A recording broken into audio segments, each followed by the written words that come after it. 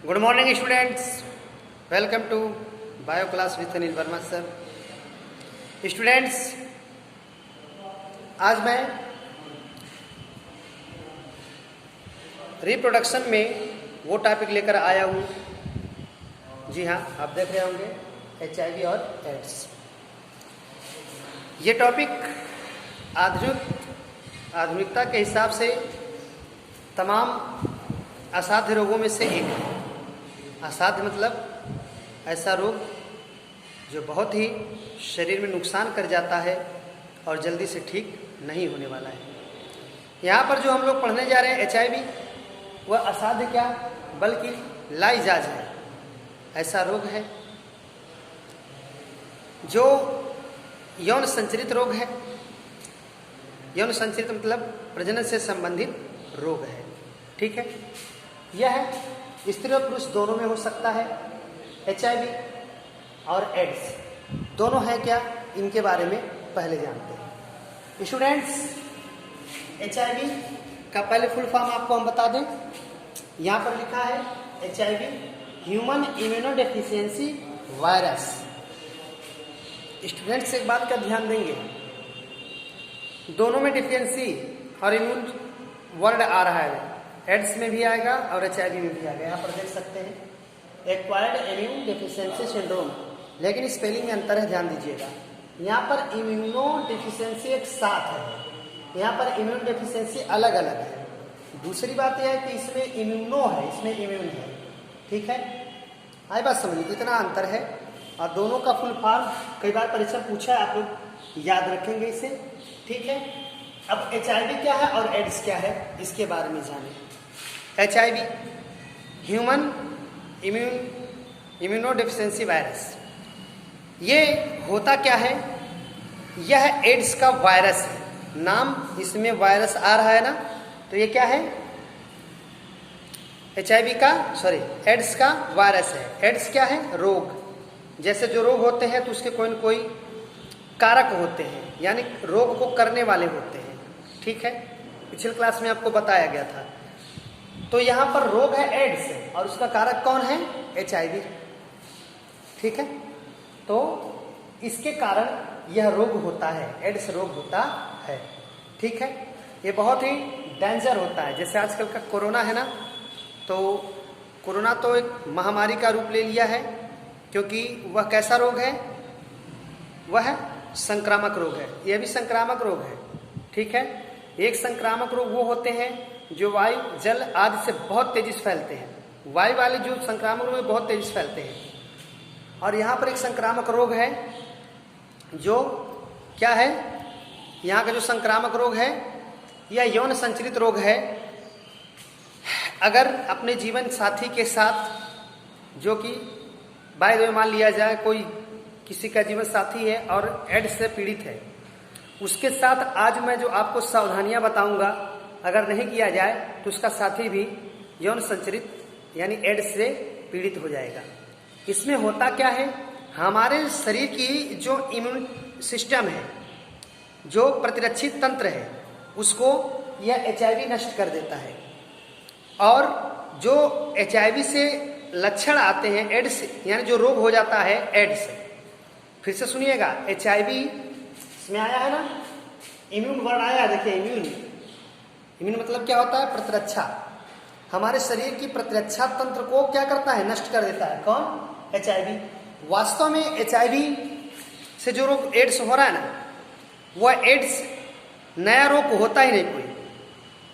HIV के जो हमारे शरीर में प्रतिरक्षा तंत्र, उसको नष्ट कर देने से, आप सोचिए, जब किसी व्यक्ति की प्रतिरक्षा तंत्र नष्ट हो जाएगी, यानी प्रतिरक्षा तंत्र होता क्या है? रोगों से रक्षा करने वाला तंत्र। रोगों से रक्षा करने वाला तंत्र जब नष्ट हो जाएगा तो ऐसी परिस्थिति में क्या होगा? उस व्यक्ति को तमाम रोग घेरने लगेंगे। TB जैसे रोग आम रोग हो जाते हैं ऐसे व्यक्ति के लिए, क्योंकि ट्यूबरकुलोसिस भी मौका पा जाता है रोग करने के लिए। ठीक है, तो हमारे शरीर में तमाम सेल्स होती हैं, प्रतिरक्षा तंत्र को बनाने के लिए तमाम सेल्स होती हैं, और वो सेल्स जितने भी होती हैं वो WBC के टाइप होती हैं। और आप लोगों को WBC के बारे में बताया गया था। ठीक है, व्हाइट ब्लड कैप्सल्स, हमारे ब्लड की जो कैप्सल्स होती हैं, कणिकाएं होती हैं, वो 3 होती हैं, RBC, WBC और ब्लड प्लेटलेट्स। ठीक है, और तीनों का अलग अलग वर्क होता है। ठीक है, तो हम WBC की बात करेंगे। तो WBC की एक विशेष प्रकार होती है लिम्फोसाइट्स। क्या होती है? लिम्फोसाइट्स। उन्हीं लिम्फोसाइट्स में भी कई होते हैं, जिसमें एक होती है T4 लिम्फोसाइट्स। ठीक है, लिम्फोसाइट्स सेल्स को ही ये HIV क्या करता है? नष्ट कर देता है। और लिम्फोसाइट्स क्या करता है? जो वायरस या एनीबैक्टीरिया या कोई भी हानिकारक ऐसे कण आते हैं बॉडी में, एंट्री करते हैं, तो HIV क्या करता है? उन्हें डिस्ट्रॉय कर देता है। सॉरी, हमारे ब्लड में जो लिम्फोसाइट सेल्स है वो क्या करते हैं? WBC का प्रकार है लिम्फोसाइट, ध्यान रखिएगा। तो लिम्फोसाइट क्या करते हैं? उन्हें डिस्ट्रॉय कर देते हैं, नष्ट कर देते हैं, जिससे हम रोगों से बचे रहते हैं। बट HIV एक ऐसा वायरस है जो जाकर T4 को ही नष्ट कर देता है। T4 को ही नष्ट, यानी कि लिम्फोसाइट्स को ही। T4 आप इंटरमीडिएट में जाएंगे और जानेंगे लिम्फोसाइट्स के बारे में, अभी आप लिम्फोसाइट जानिए। लिम्फोसाइट्स को ही नष्ट कर देता है कौन? HIV। जब एक तरह से ये प्रहरी होता है, बॉडीगार्ड होता है ब्लड का, हमारे शरीर का।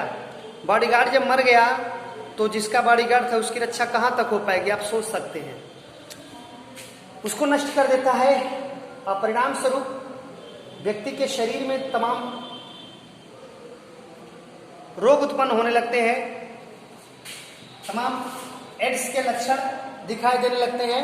यहाँ पर जरा लक्षण वाले टॉपिक पर ध्यान देंगे। क्या क्या फीवर होता है? गले में खराश होने लगती है। ठीक है, सूखी खांसी आती है, जिसमें कफ बलगम नहीं आता है, सूखी खांसी आती है, भूख नहीं लगती है, रात में पसीना आने लगता है। इसके अलावा बहुत सारे लक्षण दिखाई देते हैं। जो रोग होता है फ्लू का जो लक्षण होता है वो भी दिखाई देने लगता है। TB के लक्षण दिखाई देने लगते हैं। बॉडी जो फिजिकली प्रॉब्लम दिखती है वो क्या दिखती है? आंख और गाल भीतर हो जाते हैं, शरीर ये जो है धंस जाते हैं अंदर, पूरा शरीर दुबला होता चला जाता है। ठीक है, ऐसे व्यक्ति कहलाते हैं एड्स के रोगी। ये सब एड्स के लक्षण हैं। ठीक है, ये सब एड्स के लक्षण हैं। ठीक, तो ये है HIV और एड्स। Very important. आपके जो परिवर्तन हुआ है सिलेबस, उसमें थोड़ा सा ये बढ़ा कर दिया है, इसलिए इसके बारे में मैं डिटेल से बता रहा हूँ, अच्छे समझिएगा। आई बात समझ में? उसके बाद HIV और एड्स के बारे में हम जाने, HIV और एड्स के फुल फॉर्म जाने, लक्षण जान गए एड्स के। अब हम ये जानेंगे कि एड्स किन कारणों से फैलता है, किन वजह से फैलता है एड्स। तो मैंने यहाँ पर 3 बिंदु पर ज्यादा फोकस किया है, क्योंकि जो कुछ रोग ऐसे होते हैं जो इमरजेंसी पीरियड में होते हैं। ठीक है, और जो मैंने यहाँ पर आपको दिया तीनों का तीनों इमरजेंसी पीरियड वाला ही है। यानी कि व्यक्ति में जो एड्स होने का कारण है, पहला संक्रमित से यौन संबंध बनाना। संक्रमित से यौन संबंध बनाने का मतलब ये हुआ कि ऐसा व्यक्ति पुरुष है तो स्त्री से, स्त्री है तो पुरुष से। मान लिया कोई स्त्री है जो HIV से जो है ग्रसित है, यानी एड्स उसको हो गया है। ठीक है, तो ऐसे स्त्री से जो पुरुष यौन संबंध बनाएगा, ऐसे स्त्री से जो पुरुष यौन संबंध बनाएगा उसको भी एड्स हो जाएगा। ठीक है, क्योंकि इसका जो वायरस होता है ना HIV, वो ज्यादातर लिक्विड में रहता है, और यहाँ पर जितने आप देखो सब लिक्विड से ही संबंधित है। ठीक है, तो संक्रमित से यौन संबंध नहीं बनाना चाहिए। हाँ, विषम परिस्थितियों में कुछ लोग जो है कंडोम का इस्तेमाल करके बना सकते हैं, बट उसमें भी खतरा बना रहता है, ऐसा डॉक्टर्स और साइंटिस्ट का मानना है, क्योंकि ये वायरस है। ठीक है, दूसरा संक्रमित इंजेक्शन से ड्रग्स लेना। कुछ लोग हीरोइन, कोकीन, चरस, अफीम, ये जो हाई लेवल की, जो ज्यादा थोड़ी, जिनकी बहुत सूक्ष्म मात्रा ही बॉडी को जो है नुकसान करने लगती है, नर्वस सिस्टम पर प्रभाव डाल देती है, ऐसे मेडिसिन को बहुत सारे लोग लिक्विड के रूप में इंजेक्शन से लेते हैं, और ये इतना खतरनाक होता है कि अगर उसे समय से ना लिया जाए तो व्यक्ति का दम घुटने लगता है, उसके शरीर में बेचैनी रहती है। इसलिए ऐसे इमरजेंसी पीरियड में व्यक्ति क्या किया, ड्रग्स लेना शुरू कर देता है, और ऐसे लोग ज्यादा HIV से एड्स से पीड़ित हो सकते हैं, क्योंकि ऐसे लोग संभावनाएं HIV की ज्यादा बन जाती हैं। वो भी क्योंकि जो इंजेक्शन जब उन्हें जरूरत पड़ती है तो उनको एक सुर लगा रहता है कि उनको इंजेक्शन चाहिए, तो ऐसे में वो इंजेक्शन की जांच परख करने का उन्हें वक्त नहीं मिलता या वो कर ही नहीं पाते, तो ऐसे में वो ले लेते हैं, जिससे अगर वो संक्रमित हुई है तो व्यक्ति को क्या होता है, एड्स हो जाता है। ठीक है। और संक्रमित रक्त एवं रक्ताधान, जब भी रक्त किसी को लेना हो, ठीक है, जब किसी को ब्लड डोनेट करना हो, किसी को ब्लड देना हो या किसी से ब्लड लेना हो, तो बिना उसके जांच परख के, उस ब्लड के जांच परख के, ठीक है, ब्लड लेना नहीं चाहिए। और दूसरी बात, आप लोग देखते होंगे कि डॉक्टर एक बार जो इंजेक्शन लगा देता है, दोबारा उसी इंजेक्शन को दूसरे पेशेंट को नहीं लगाता है। इसलिए ऐसे इंजेक्शन का भंडारण तमाम होता है, प्लास्टिक के लिए हो, प्लास्टिक के रूप में होता है, जो यूज एंड थ्रो के रूप में होता है, एक बार लगाओ किसी को फिर दूसरे को ना लगाया जाए। ठीक है।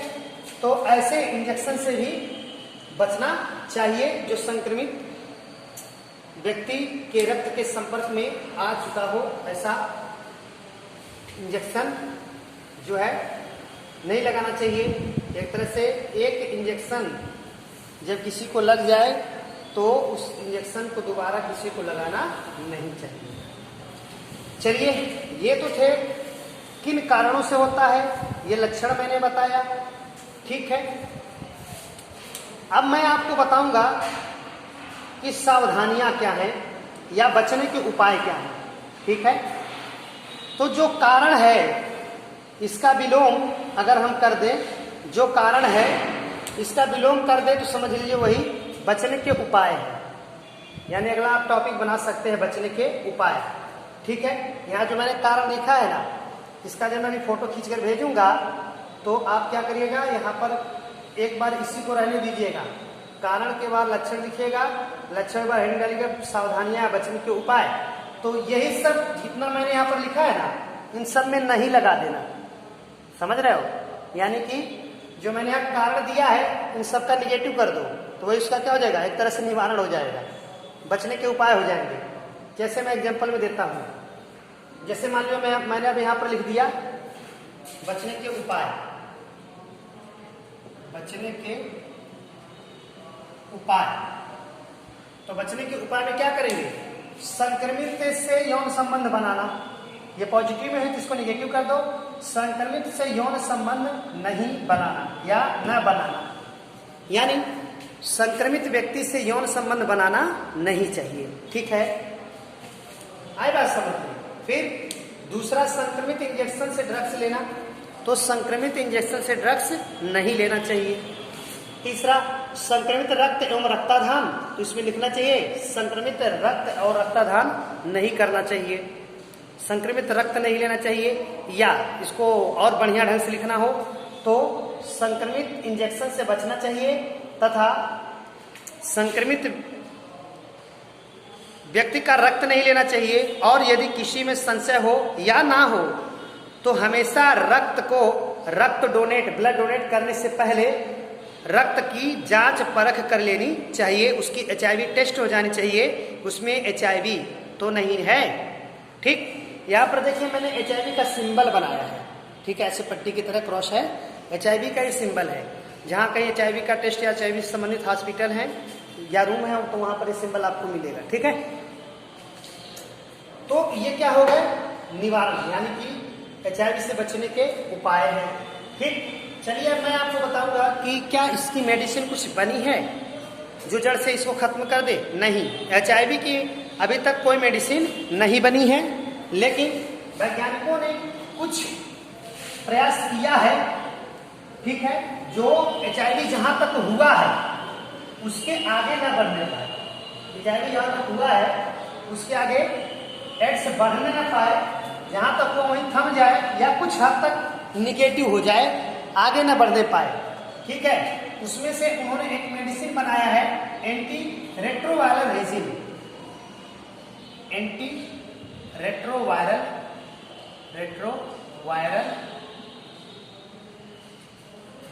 रेजिन। ठीक है, एंटी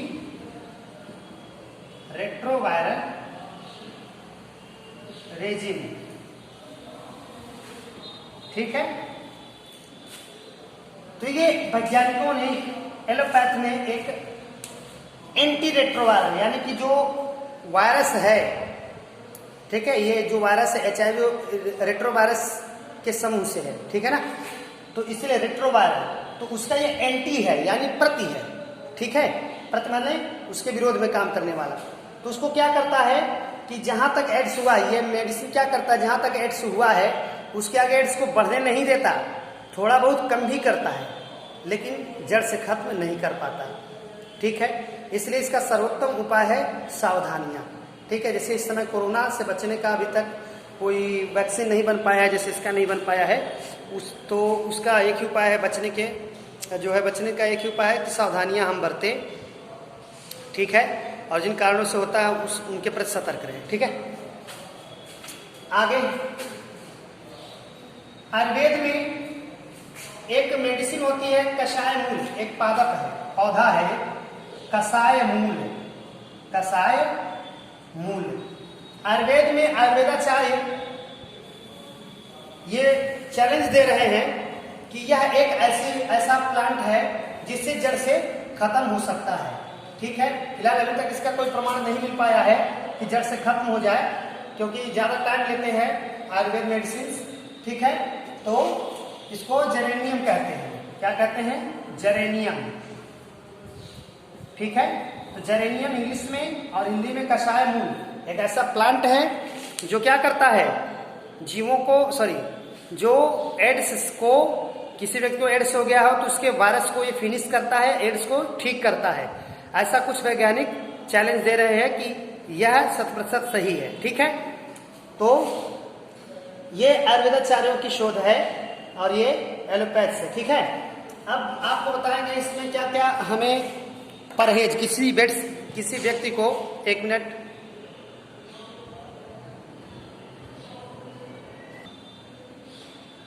तो स्टूडेंट्स जो एड्स से बचने की उपाय जो है इन सबको एकदम परिश्रम डिटेल में पूछे गए। HIV क्या है, एड्स क्या है, किन कारणों से फैलता है, इसके लक्षण क्या हैं और कैसे HIV से बचा जा सकता है, ठीक है। और इनका नाम याद रखिएगा। एक बात और बताऊंगा कि HIV से जो परहेज क्या है, जिस व्यक्ति को एड्स हो जाए उस व्यक्ति को क्या करना चाहिए, क्या खाना चाहिए और क्या नहीं खाना चाहिए। तो आपको बता दें कि शुगर एक ऐसा रोग होता है, मधुमेह या डायबिटीज ऐसा एक रोग होता है, जब किसी व्यक्ति को वो हो जाता है तो उस व्यक्ति के शरीर में भी इम्यूनिटी कम होने लगती है। ऐसी स्थिति में उस व्यक्ति को जो है शुगर से संबंधित जो फूड लेना होता है उसको कम कर देना चाहिए या लेना ही नहीं चाहिए, ठीक है, क्योंकि वो इम्यूनिटी कमजोर कर रहा है ना। तो ऐसी स्थिति में HIV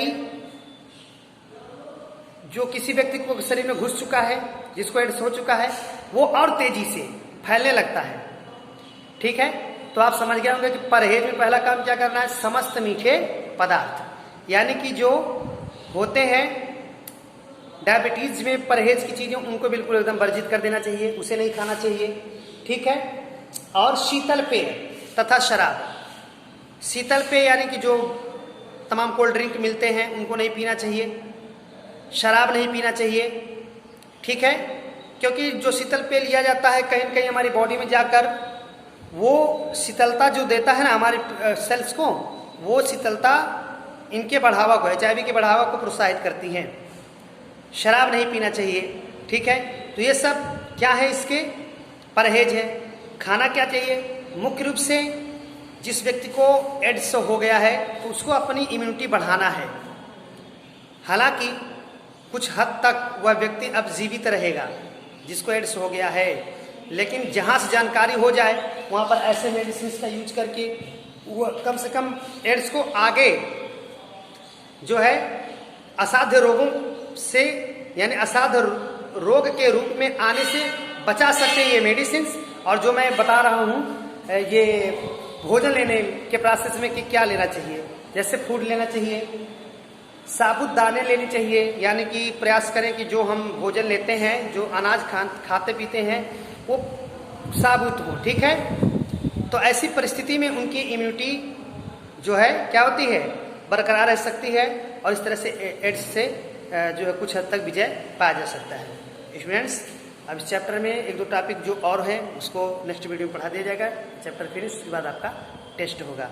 यदि कोई प्रॉब्लम होती है तो हमारे चैनल AK सोनी में कमेंट बॉक्स में कमेंट करिएगा, और जो लोग व्हाट्सएप से जुड़े हैं वो लोग व्हाट्सएप पर हमसे, हमारे पर्सनल नंबर पर हमसे चैटिंग करके अपनी प्रॉब्लम बता सकते हैं। और दूसरी चीज़ ये है कि जो लोग नहीं जानते व्हाट्सएप नंबर वो जान लें, 9919326547। Thank you.